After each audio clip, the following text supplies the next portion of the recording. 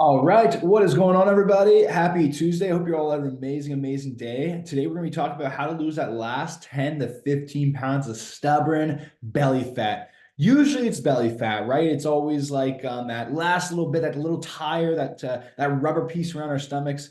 I get you. I deal with the same thing, so I hear where you're coming from. So we're going to talk about how we can eliminate that once and for all and actually sustain it, so that way you don't have to, feel insecure in your clothing. You can get that confidence back and just feel good in those bathing suits, right? That's what it's all about at the end of the day, is feeling amazing in our skin and feeling good about ourselves, which we deserve to. So let's talk about that here today. Now, all I ask here, y'all, is that if you get value off this training here, just like and subscribe and share this to a friend if you do find this helps you. My name is Caden Hayward, the CEO and founder of Coach Hayward. Over the years, I've helped tons and tons of women. We specialize in helping 140 plus permanently lose weight, make it a lifestyle and not a diet. So that's what we're going to talk about here today, is how to lose that 10 to 15 pounds of stubborn belly fat, but actually make it sustainable. So we're going to go over the why is it harder? We're going to go over the expectations and then best advice in the plan on how to navigate this. So grab your coffees.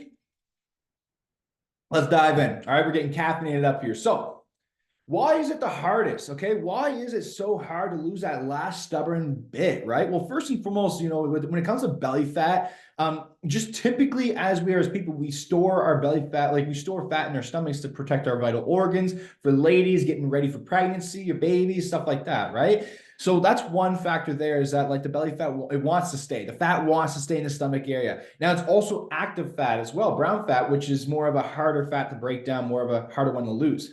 But why is it harder? It's because the last 10 to 15 pounds is typically where, like, let's say you dropped already 20 pounds, 15 pounds or so, 30 pounds, and then you have that last 10 to 15 pounds, right? At this point here, your metabolism is going to be adjusted, like it's going to be slowly dropping, because just naturally as you lose weight, your metabolism will slowly drop down. It's just evolution, because essentially the reason why is back in the day, long time ago, right? When we didn't know when our next meal was going to come around, if we had to go a day or two without eating, we'd go into starvation mode, which means our metabolism would drop down and adapt to where, how many calories we're burning. So that way we can conserve, we can store fat. So that way it's for later use. So that way we don't die and starve, right? So nowadays, though, when we want to drop the belly fat, it's like, come on, what's going on, right? So metabolism will adjust, though. It's going to adapt as you lose weight, which is very important to know. So you could, let's say you lose first 15 pounds.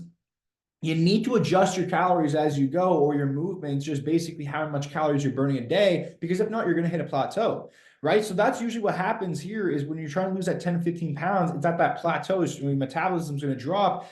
It'll adjust as you're also losing the weight. The next reason is same thing with the metabolism, is that deficit range. When you have last 10 to 15 pounds, like for example, y'all, I've helped clients lose 120 pounds in 6 months, 100 pounds in 6 months. And they could lose 4 pounds a week easily, because they had enough room in their eating where they could cut that many calories out, still stay full, get the nutrients they need, and then lose weight consistently without losing so much muscle mass. When you want to lose 10 to 15 pounds, what we need to understand is that it's not going to be like a 10, 15 pounds in 1 month.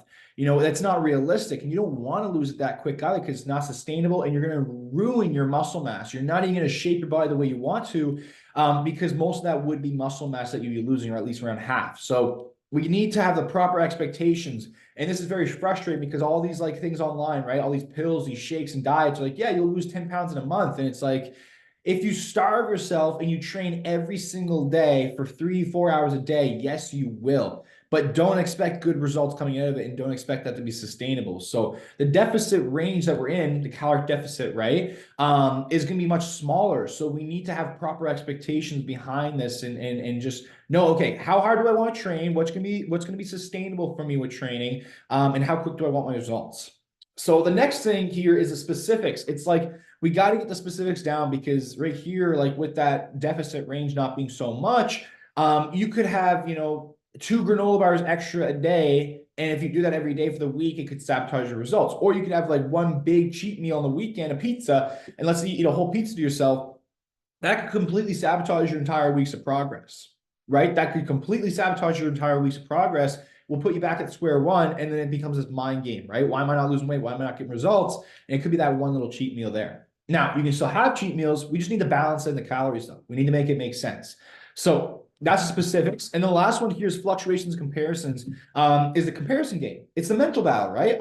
Most of weight loss is a mental battle. It's when we put it on paper, it's super easy, right? It's okay. I just need to eat less calories than what my body burns. Simple enough. But it's the mental battle. It's the stress. It's, you busy moms. It's, your busy life at work, not sleeping, deprioritizing yourself, having fear get in the way, right? Scared to invest in yourself, scared to take that step forward. It's a mental battle. It's a huge mental battle. And that's why when I train my personal clients, we talk so much about mental side of things and steps and habits and things they can do to change their mindset, because that is the important stuff. You could have the perfect plan, but if you don't have the mental callous to keep going, if you can't stay consistent, it doesn't matter, because eventually you'll burn out or whatever is going to happen, and it goes right back to square one. So just as hard as we work on our jobs, just as hard as we work on our muscles, we need to be working on this as well. We need to build that discipline, that mental callous. It's essential. So fluctuations, comparison though. So, we could compare ourselves like, oh, well, why is that person losing 3 pounds a week and I'm only losing half a pound or not even half a pound a week? Why is my progress so slow? And then we self-sabotage, but yet we're on the right path. We just need the right expectations. Now, that's what I want to teach you all today, is how to have the right expectations and the reason why it works the way it works. So that's why it's harder. Okay. Now, expectations when it comes to this. So it really depends on how you want to go about it. You could lose a pound a week if you have 10 to 15 pounds a week, but I'm telling you, you're going to be training quite hard, because remember, guys, if you want to lose weight, if you want to lose this last 10 to 15 pounds, your deficit is like for example, if you're in a 500 calorie deficit a day, you'll lose a pound a week, because that's 3,500 calories a week. It takes 3,500 calories to burn 1 pound of fat. So if you're in a 250 calorie deficit a day, then you're going to lose a half a pound of fat, right? Every single week. So we need the expectations proper. Now, here's the reason why it gets harder, is because your metabolism adapts over time. So it's going to slow down, which means that you need to eat less calories in order to still be in a deficit. So let's say, you have that less 10 to 15 pounds, and before you're eating 2,000 calories a day at first to lose your first 15 pounds, right? Now that you're at the last 10 to 15 pounds, you can't be eating 2,000 calories a day anymore, because your metabolism is slowing down. So maybe now you're at 15 or 1,400 calories a day, let's just say, for an example. So that's a lot less calories that you're eating. So now we need to make sure you're kept full and on track with the food side of things, because just adding in that, let's say, that sugary drink or that extra granola bar a day or all the almonds and some fruit, those little calories there will matter now. They will sabotage your results, because it's only 250 calories, right? And we can eat 250 calories just like that. I mean, a granola bar, 4 coffees a day with a bunch of cream, that'll probably do it. Little things like that, right? So again, you could lose a pound a week. Now, 2 pounds a week, I think that might be a little unrealistic, unless, let's say you're 180 pounds and you just want to lose 15 pounds and get to if you want to get to 160 or so, yeah, you could lose 2 pounds a week or so doing that. But if you want, what I'm saying is that if you want to lose 10 to 15 pounds, and you want that toned tummy, girls and guys, and you want to get that shredded, more toned, lean look, that's when you can only expect to lose half a pound. But if you're 200 pounds or 230 or even 180 or so, 170, and you just want to lose 10 to 15 pounds to be healthier, get off blood pressure medication, yeah, you can lose a pound, you can lose a pound and a half a week, 2 pounds, that's totally doable, because the amount of calories you're eating to lose that weight, it can be much higher, right? Because you're carrying more body weight, so therefore your metabolism will naturally be higher. Did you know that obese people have higher metabolisms than people who are much smaller? So because you're carrying around all this much more weight, right? So you're burning much more calories a day. So that is the expectations behind it. So let's say, if you want to get to that 20% body fat range, girls, and you're 10 to 15 pounds away, expect for about a half a pound a week, unless you're training every single day, working out, and you're doing everything right there, and you don't mind really cutting your calories quite low. Yeah, you can go for a pound and a half a week, 100%. If you want to, if you want to only train, let's say 3 times a week, and still, and make sure you're not starving, have a cheat meal and stuff, half a pound a week is perfect. Half a pound a week is completely perfect. And that's going to be a lot more sustainable, right? If you want to lose 2 pounds a week, I mean, and mind you, I'm talking about the people who want to get that toned tummy, that 20% body fat for women. For guys, it'd be that 8%, 10% body fat, around there, then if you only train, let's say 3 times a week and you want cheat meals still, half a pound a week. If you train, let's say, if you train 6 to 7 times a week for about an hour a day, if you and you're in a good caloric deficit as well, and you don't mind like eating a lot more protein to keep full, well then yeah, then you can aim for about 1 to 2 pounds a week. It just depends how you want to go about it, how quick do you want to get there, and how much control do you have of your food. Do you feel like you can?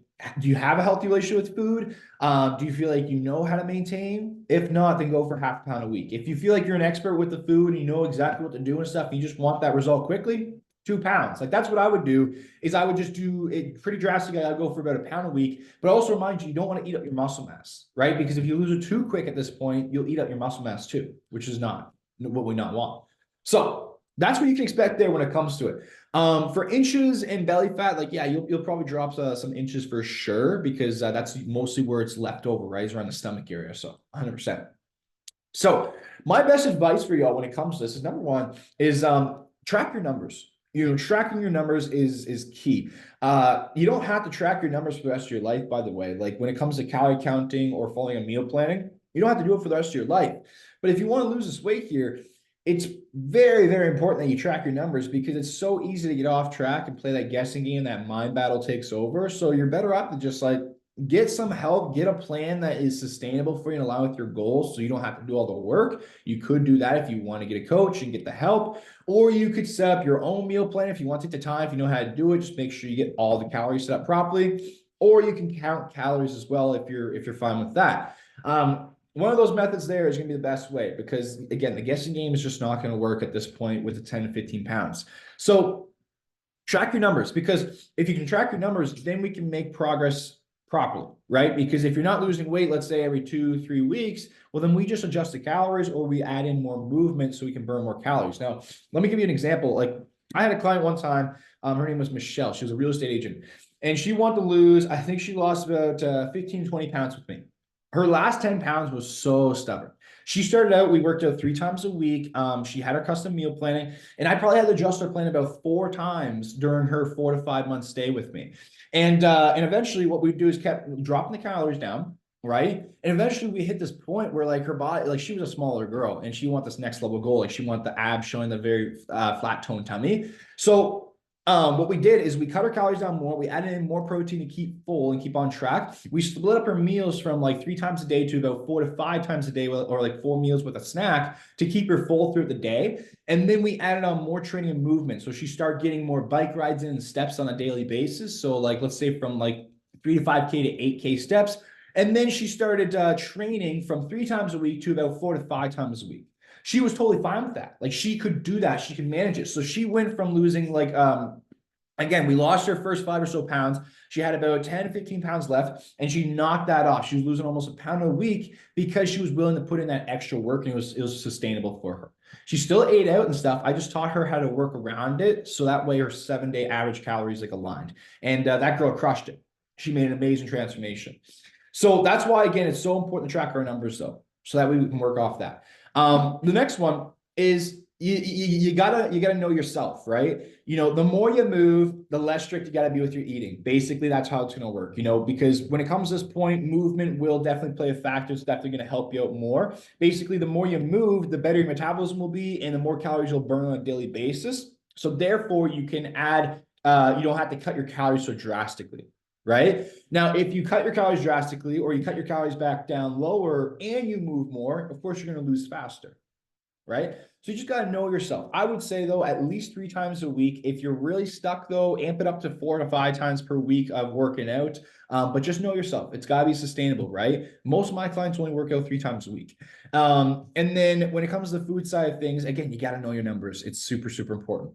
But yeah, just kind of know yourself there on how you want to navigate. Now, remember too, you don't have to, like, whatever you set up here, you don't have to do for the rest of your life. You could just say you could go hard for like 4 to 5 times a week working out for about 3 months maximum or so, and then cut your calories down a little bit lower. And then once you hit your goal, then you could slowly work yourself back up to maintenance, like a reverse diet, slowly get yourself back at the maintenance. And then you can cut back to just 3 times a week working out. that'll sustain your results and even help you make different kind of progress when it comes to working out and stuff like that.